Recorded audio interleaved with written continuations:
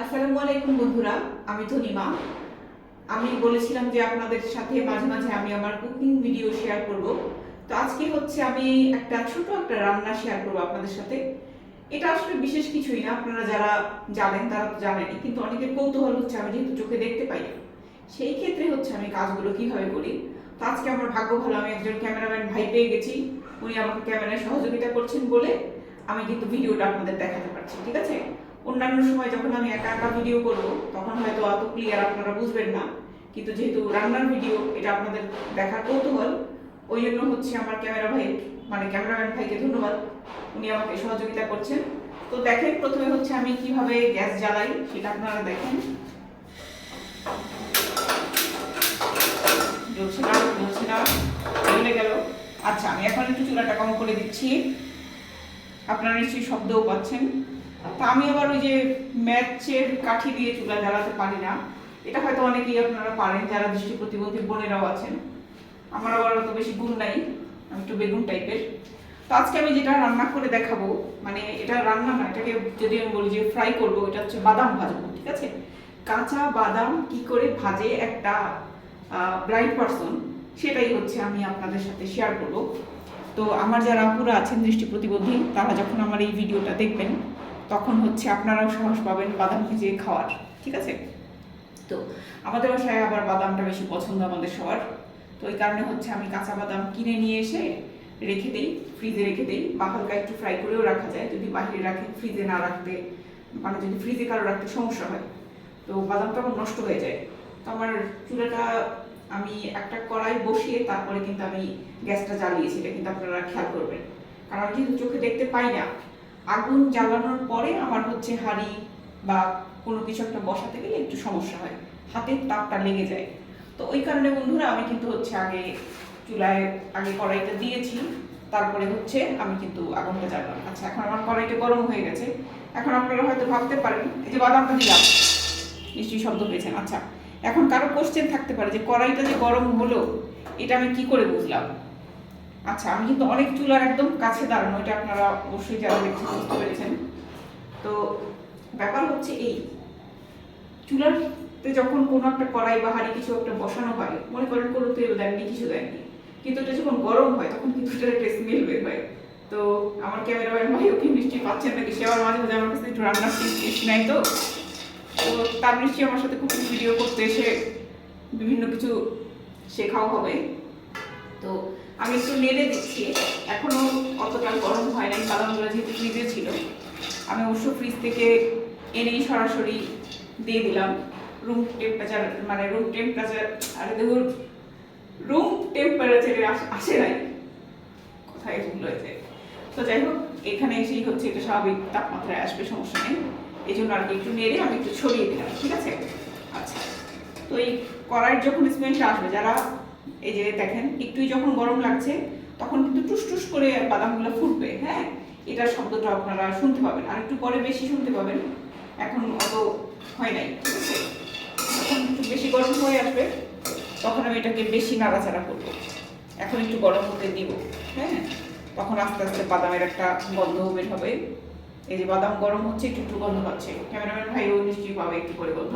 যাই হোক, আমরা ওই সময় শুনবো না, কাছ থেকে পেলো কিনা, তাহলে আপনারাও বুঝতে পারবেন যারা চোখে দেখছেন। কারণ যারা আমরা চোখে দেখি তারা নর্মালি হচ্ছে চোখটাকে বেশি ইউজ করি, আমাদের যে নাক, কান, অন্যান্য যে সমস্ত অর্গান আছে ওগুলোর উপর আমরা একটু কম, কি বলি, মানে ওটাকে আমরা একটু কম ব্যবহার করি আর কি। তো এই কারণেই হচ্ছে আমরা যেহেতু যারা দৃষ্টি প্রতিবন্ধী মানুষ, তারা হচ্ছে যেহেতু চোখে দেখতে পাই না, বাকি অর্গানগুলো হচ্ছে আমাদের বেশি সজাগ থাকে, কোথায় কোন শব্দ হলো, কোথায় কোন গন্ধ পেলাম, তো ওগুলার দিকে হচ্ছে আমাদের খেয়ালটা আর কি বেশি থাকে। এই যে শব্দ হওয়া কিন্তু শুরু হয়েছে, তো বুঝতে পারছি যে বাদামগুলা বেশ গরম হয়ে উঠছে, ঠিক আছে। এই পর্যায়ে আমি একটু ঘন ঘন একটু নাড়ব।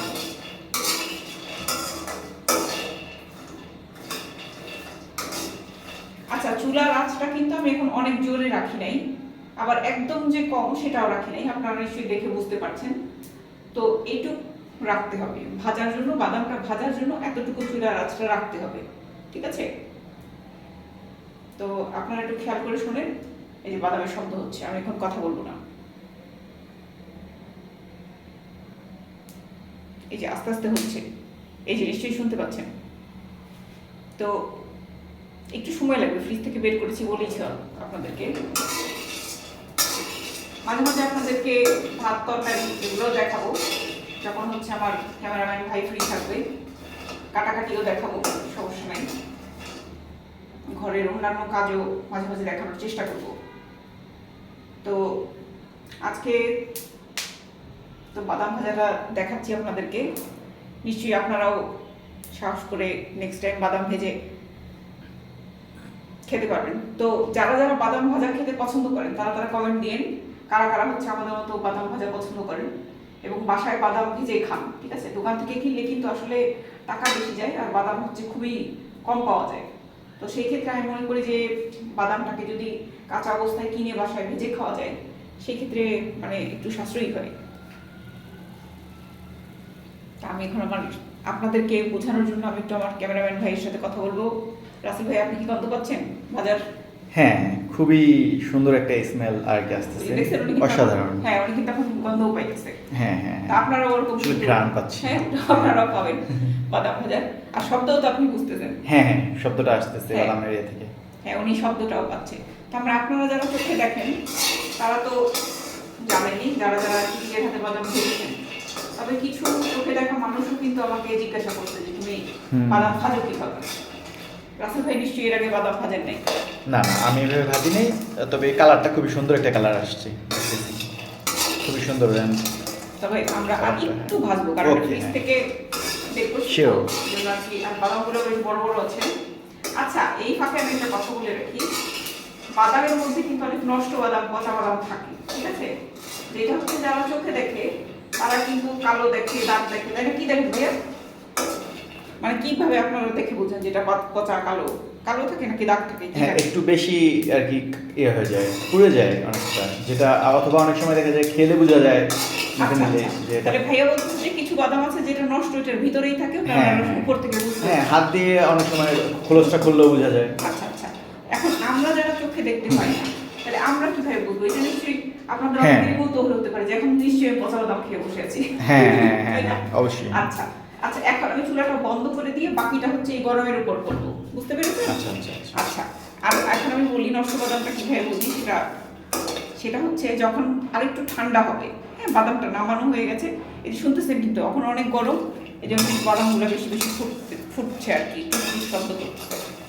আচ্ছা, যখন কোনো দৃষ্টি প্রতিবন্ধী মানুষ আপুরা বা ভাইয়ারা কেউ যদি বাদাম ভাজেন একা একা, তারপরে যখন বাদামটা মোটামুটি একটু ঠান্ডা হবে, উপরে কিন্তু একটা পাতলা খোসা থাকে বাদামের, ওইটা যখন আপনারা খুলতে যাবেন তখন দেখবেন যে কিছু বাদামেরটা একদম খুব সুন্দর হয়ে স্মুথ পরিষ্কার হয়ে যাচ্ছে, আর কয়েকটা বাদামের দেখবেন যে কিছুতেই খোলে না, ঠিক ওই বাদামটাই কিন্তু নষ্ট থাকে। ঠিক আছে, আমি কিন্তু আপনাদেরকে শিখিয়ে দিলাম, যারা চোখে দেখেন তারা ওই যে যেহেতু ভাইয়া বললেন যে খাইলে পরে বুঝি, অসাধারণ টেকনিক, খাইলে পরে বুঝি ভিতরে কথা।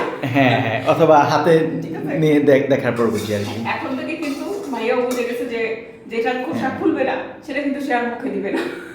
হ্যাঁ, অসাধারণ অসাধারণ টেকনিক আর কি। আচ্ছা, তো আপনাদেরকে একটা টিপসও দিয়ে দিলাম যাতে আর পচা বাদাম কেউ না খান। তো এই তো মোটামুটি অবস্থা, আমাদের বাদাম ভাজা হয়ে গেছে।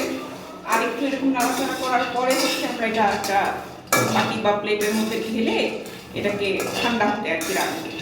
এই হচ্ছে মোটামুটি। এবং এই স্ট্র্যাটেজিটাও খুব ভালো লাগতেছে যে মানে আগুন জ্বলতেছে না, বাট কড়াইয়ের তাপে আর কি যে শেষ মুহূর্তে যে হচ্ছে। আচ্ছা, এই মুহূর্তে কিন্তু কড়াইটা অনেক গরম। হ্যাঁ হ্যাঁ, অনেক গরম। আচ্ছা, আরেকটা কথা আমি বলে রাখি, আমি তো মানে 8-9 বছর ধরে রান্না করি, এই কারণে আমার হাত মানে এগুলো ধরতে ধরতে কিন্তু অভ্যস্ত। নতুন যারা কাজ করবেন তারা কিন্তু আমার মতো খালি হাতে কড়াইটা ধরবেন না। ঠিক আছে, হাত কিন্তু পুড়ে যাবে। আমার কিন্তু এটা ইউজ টু হয়ে গেছি। ঠিক আছে, মানে আমার কাজ বাজ দেখে কেউ আমার মতো কিন্তু নতুনরা করতে আসবেন না, এটা কিন্তু একটা সাবধানী বার্তা। ঠিক আছে, আর এত কাছেও কেউ কিন্তু দাঁড়াবেন না চুলার। ঠিক আছে, এখন আমি এগুলো করতে করতে অভ্যস্ত, এবং এই যে এই ভাইয়া আমাদের বাসায় আছেন, উনি দেখে আর কি আমি কিভাবে কাজ বাজ করি। তো উনি জানেন যে আমার কোনো বিপদ আপদ হয় না, কারণ আমি এগুলো ইউজ টু।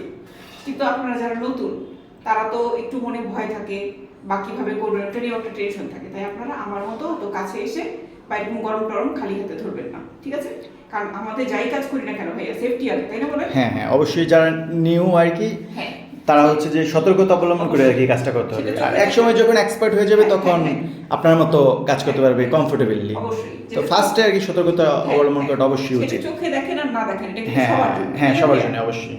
কারণ বেশিরভাগ কিন্তু আগুন লেগে কে পুড়ে গেল, চোখে দেখা লোকটাই পুড়লো। হ্যাঁ, আসলে তো অন্য কেউ হ্যাঁ, কিছু হ্যাঁ। শুনি নাই তো।